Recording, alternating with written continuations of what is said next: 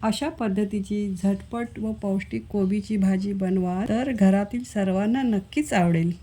आणि जर तुम्ही त्याचबरोबर चपाती, लोणचं व हिरवीगार मिरची बरोबर सर्व कराल तर त्याची चव दुप्पट वाढेल बरं का। तर इथे मी चणा डाळ, कांदा, मिरची, लसूण, टोमॅटो, तेल, कोबी, मीठ, हळद आणि तिखट।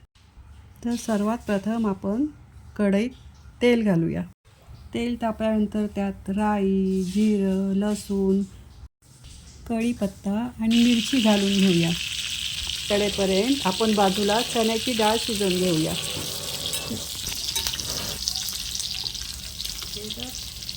आता 1 वाटी उभा चिरलेला कांदा कोबीत ॲड करूया। कांदा भाजल्यानंतर बारीक चिरलेला टोमॅटो घालून घ्या।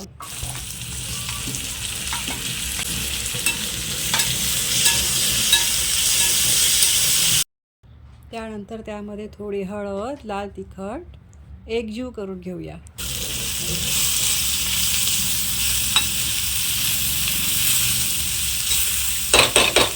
आत्ता आपलं मेन इंग्रेडियंट्स म्हणजेच कोबी घालून घेऊया। मी ही कोबी चांगली बारीक लांब चिरून घेतली आहे। तुम्ही पण बारीक चिरून घ्या। भाजी छान बनते आणि खायलासुद्धा छान वाटते। आता आपण कोबीची भाजी सरळ नीट ढवळून घेऊया। बघा किती छान दिसते आहे ना, सुंदर कलर आला आहे। मीठ घालून घेऊया चवीनुसार। तुम्हाला किती लागतं तेवढं तुम्ही घाला। मीठ घालून घ्या। कोणाला कमी लागतं, कोणाला जास्त लागतं, आपल्या आवडीप्रमाणे घाला आणि नीट परतवून घ्या। बघा किती छान दिसते ना भाजी, तुम्ही करून बघा अशी भाजी। आता चण्याची डाळ घालूया। ही थोडीशी मी शिजवून घेतलेली आहे। आता 5 मिनटं झाकण मारून वाफ येऊ द्या। आमच्याकडे भाजीमध्ये ओलं खोबरं घालतात, तर मी थोडंसं ओलं खोबरं घालते आहे। तुम्ही पण घालून बघा, छान भाजी लागते। हां बघा भाजी झाली तयार, सुंदर। आता आपण सर्व करूया। बाजूलाच मीच गरम गरम चपात्या करते आहे, त्या गरम गरम चपात्या बनवून सर्व करूया।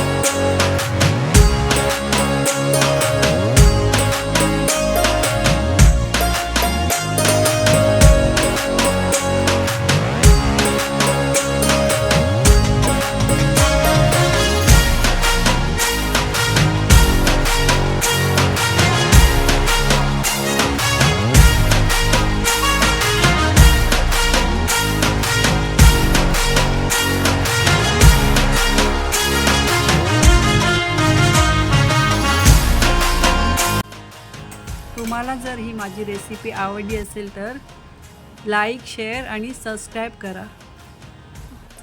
आणि अशाच अजून कोणत्या व्हिडिओ हव्या असतील तर मला कमेंट करून नक्की सांगा। बाय।